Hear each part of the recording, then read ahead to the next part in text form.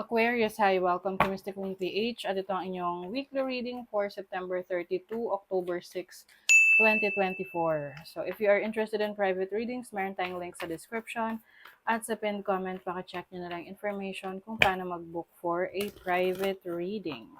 Okay, let's see what's coming to you, Aquarius, ngayong darating na week. Okay. Best possible decision. O, yung iba sa inyo, meron kayong major decision na gagawin around this time. Huwag kayong mag-alala kasi kung ano man yung mapagdidesisyonan nyo, yun yung makakabuti para sa inyo. Okay? And meron ditong moon. The moon symbolizes your instinct, your intuition. So magtiwala ka sa iyong pakiramdam. Magtiwala ka sa tingin mo kung ano yung makakabuti para sa'yo. Okay?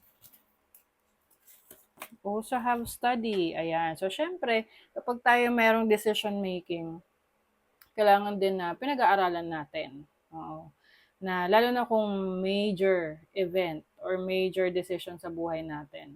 Pag-aasawa, pagpasok sa negosyo, pagre-resign sa trabaho. 'Di ba?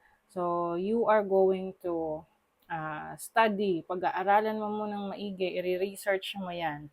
Yung iba sa inyo, pwedeng isa yan sa desisyon nyo kung papasok ulit kayo sa school, mag-aaral ulit kayo, or meron kayong i-enroll, mag-enroll kayo ng ng short course online or any uh, any learnings, no, any information na matututunan mo na mangangailangan ng oras at panahon mo.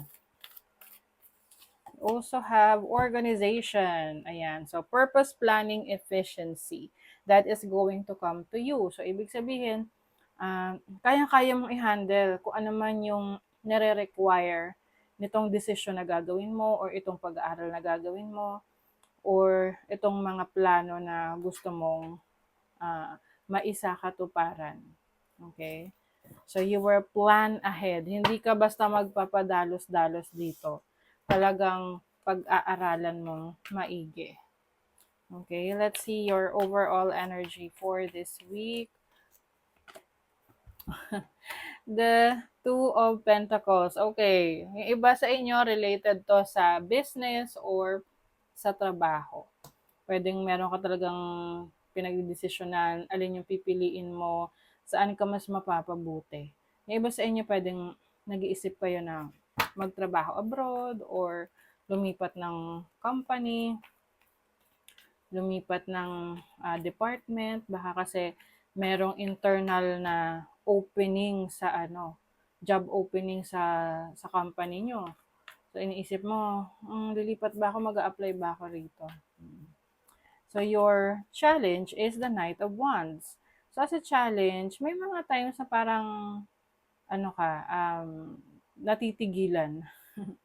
Yung parang hindi ka masyadong nagiging action-oriented, no? Yung tipong, kaya nga pinag-aaralan mong maigi. Which is actually, nakakabuti rin yan sa'yo dahil hindi ka nagpapadalos-dalos sa iyong mga desisyon. Pinag-aaralan mo munang maigi.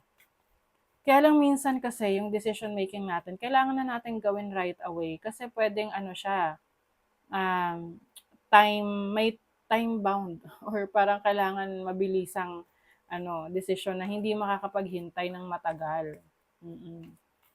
So, kaya kailangan sigurado ka na. At also, kahit ano man yung desisyon mo, meron kang paninindigan, no, na magiging responsable ka sa kung ano man yung kahihinatnan nung desisyon mo na yon. Your opportunity, Five of Pentacles. So, meron kang opportunity na maayos ang iyong finances. Kasi kung yung iba sa inyo nagsistruggle sa finances ngayon, sa career ninyo, or sa health ninyo, sa condition ninyo sa kalusugan, meron kayong opportunity na ayusin yan. Gawa ng paraan, i-work out. Okay? Your blessing is, a Four of Wands. So, as a blessing, this is stability. This is also celebration. So, maaring meron kang isa-celebrate na event sa buhay mo na kung saan masasabi mo na yes, na-achieve ko yung gusto kong makuha. merong success in terms of your project, sa work, sa trabaho mo, sa business mo. So, I think, mas magiging confident ka sa sarili mo. Lalo na merong mga magagandang nangyayari sa buhay mo after a challenge. Okay? Um, this is also blessing sa sa home life, family life. So, yung iba sa inyo, may blessing of a new home, a new place, or pwede rin to kasing major event sa family. Pwedeng may ikakasal or may kinasal. Okay? So, let's see. Energy sa inyong money, career, finances. Money, career, finances ng Aquarius. Uy, North Star. Oh. You are facing the future with excitement as you follow your dreams and embracing your passion. Oh, yung iba sa inyo, ifo-follow nyo na daw ang inyong pangarap. Kung ano talaga yung dream ninyo. Oo. You also have outlier. So you are about to change how the games are played. You are unstoppable. Oh, unstoppable kayo, Aquarius. Walang makakapigil sa inyo sa pagtupad ng inyong mga pangarap. Mukhang decided na kayo eh. Oh, the sun. Wow.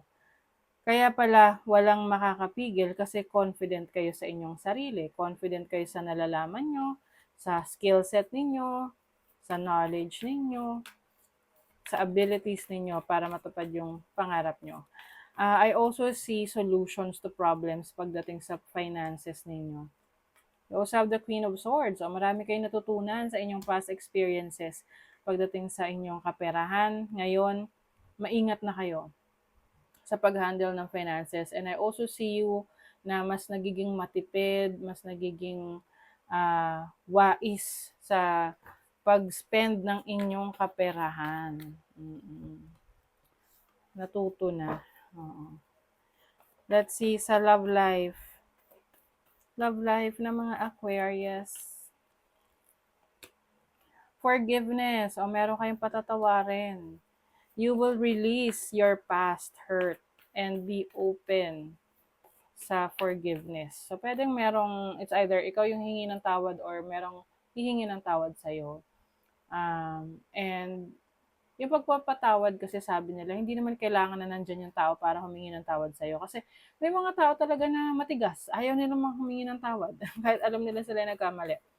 So, for you, you're just going to forgive that person kahit na hindi siya humingi ng tawad. Kasi ginagawa mo yun para sa sarili mo. Hindi para sa iba. Kasi para makamove on ka na at para ma-release mo na yung sama ng loob mo. Someone is making excuses. I feel like ito yung person na patatawarin mo. Yung tipong umiiwas, tipong laging may dahilan kung bakit bakit niya nagawa yon. Alam mo yun, na parang i-justify niya yung pagkakamali niya. And for you, you're just going to accept it like, sige, sabi mo eh. Parang ganun. Oo.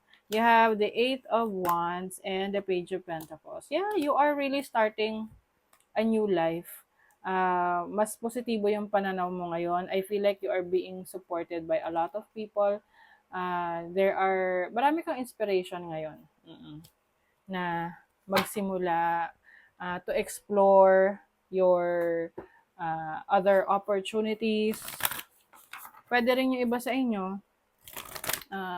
If you are in a relationship right now, can be pwedeng bibigyan mo ng chance yung person mo para for the sake of your relationship, para magpatuloy. Oo. Kumbaga, pwede kasing hindi naman para sa'yo, no? Siguro, kaya mo pang tanggapin or kaya mo pang mapagbigyan.